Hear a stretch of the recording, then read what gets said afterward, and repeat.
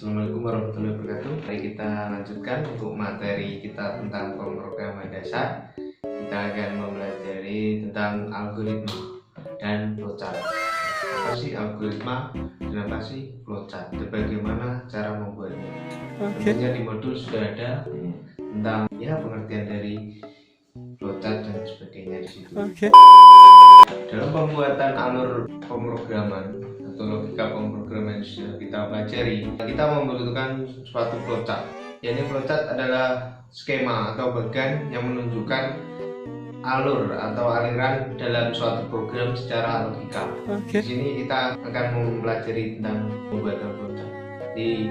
Di modul yang kemarin kita sudah mempelajari tentang bentuk-bentuk dari flowchart. Ada yang persegi panjang, nanti ada yang bentuk diamond, ada yang bentuk garis dan sebagainya. Di situ nanti akan saya terangkan lebih lanjut.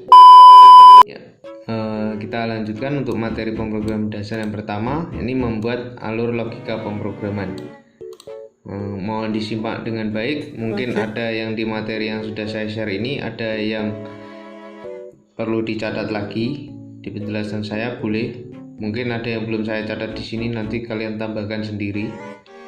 Mari kita lanjut untuk membuat alur logika pemrograman. Ini untuk yang pertama, penyajian atau penulisan algoritma. Penyajian algoritma secara garis besar bisa dalam dua bentuk, yakni tulisan dan gambar. Algoritma yang disajikan dengan tulisan yaitu dengan struktur bahasa tertentu, misal bahasa Indonesia atau bahasa Inggris. Jadi ini sebuah logika yang kita ucapkan, misal mau menjalankan suatu aktivitas. Lalu di sini sedangkan algoritma disajikan dengan gambar yaitu flowchart. Nah, di sini algoritma adalah susunan atau langkah-langkah yang dalam suatu program yang akan dilakukan secara tersusun dan sistematis. Mari kita lanjutkan terlebih dahulu untuk algoritma. Setelah kita membuat algoritma yakni logika, lalu kita buat flowchart. Kita buat flowchartnya. Jadi algoritma itu nanti akan dimasukkan ke dalam flowchart.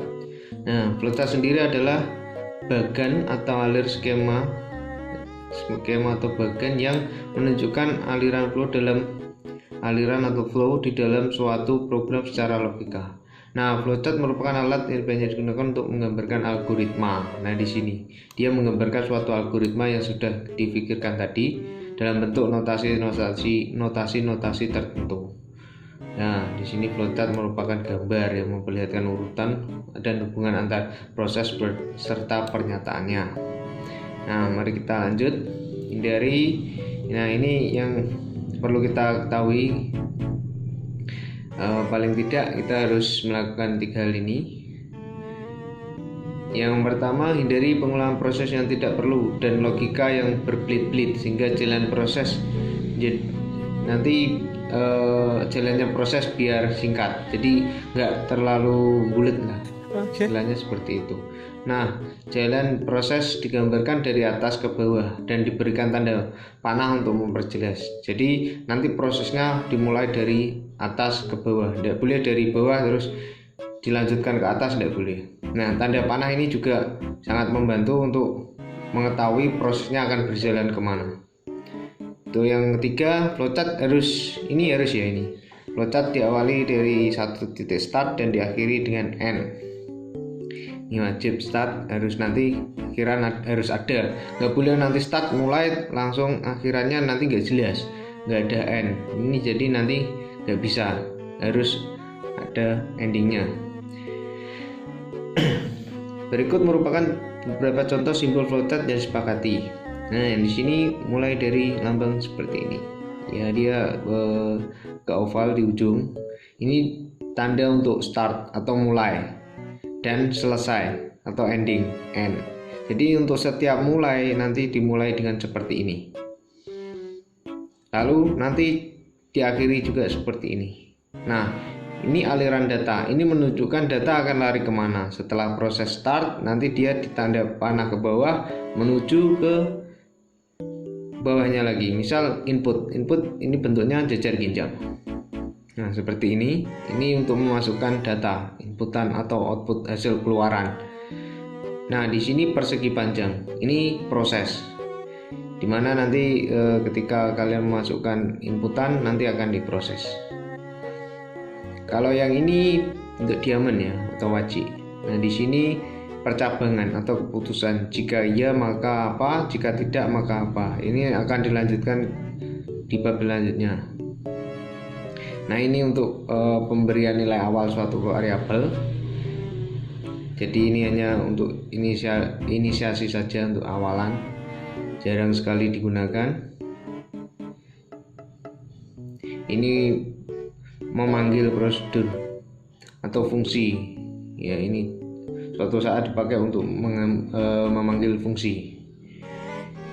Nah, yang di sini konektor di halaman yang sama. Misal kita buat flowchart udah dari sini start, ternyata mentok di bawah. Kita bisa melanjutkan di samping seperti ini dengan tanda hubung ini. Misal di sini A, nanti di sini juga A, lanjutan dari sini. Misal di sini B, di sini lanjutannya juga B. Jadi sesuai dengan ini. Ini lanjutannya. Nggak bisa nanti misal di sini kalian tulis A, lalu di sini B, nggak nyambung di sini. Jadi A ini untuk inisialisasi. Misal di sini A, berarti lanjutannya juga A. Off-back konektor di halaman lain. Misal nanti di satu halaman sudah penuh, itu bisa dilanjutkan di halaman selanjutnya, di halaman berikutnya. Prinsipnya hampir sama dengan ini, tapi ini dalam satu lembar yang sama dan ini di halaman yang lain. Nah, di sini sudah dijelaskan juga lebih lanjut mengenai notasi ini. Ini untuk menjelaskan permasalahan bahasa natural untuk start atau end, mewakili data input atau output. Ini untuk proses pemilihan, penyeleksi kondisi, decision, ya ini keputusan. Nanti akan dipelajari pada bab percabangan. Nah, di sini digunakan memberi nilai awal, nilai akhir, dan penambahan atau pengurangan suatu variabel counter. Jadi ini inisialisasi awal. Di sini yang digunakan untuk menunjukkan suatu operasi rincinya ditunjukkan di tempat lain, prosedur fungsi, dan di sini untuk bentuk ini jarang sekali digunakan, dan juga seperti ini. Yang paling sering digunakan simbol-simbol seperti ini. Start, input, proses, ini keputusan, decision dipakai, dan ini untuk sambungan dari misal flowchartnya panjang bisa dihubungkan dengan ini, dan ini garis untuk menandakan arah arus, menunjukkan arus data kemana. Nah, di materi ini kita udah mempelajari tentang struktur runtunan atau beruntun, gunakan untuk pernyataan sekuensial atau urutan. Contoh dari yang kita pelajari tadi, ini di sini ada contoh program atau flowchartnya.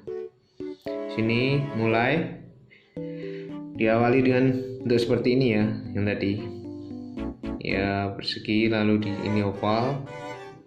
Terus kemudian baca data. Di sini bentuknya inputan. Kita jangan melihat sisi sini dulu, kita lihat ini dulu. Lalu di sini proses. Ya, di sini ada proses. Lalu di sini ada jajar genjang lagi. Nah, kenapa ini sama ini sama? Di sini ini adalah baca data untuk input. Inputnya apa? Setelah itu diproses. Setelah diproses akan keluar output. Karena ini juga lambang input atau output. Lalu selesai. Ini bagian alir logika program. Yang di sini kita buat untuk flowchartnya. Di sini ada contoh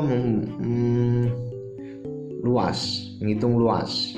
Ya, di sini mulai read alas tinggi, atau bisa dibuat inisialisasi simbol aja, A misal put A, B atau T tinggi gitu.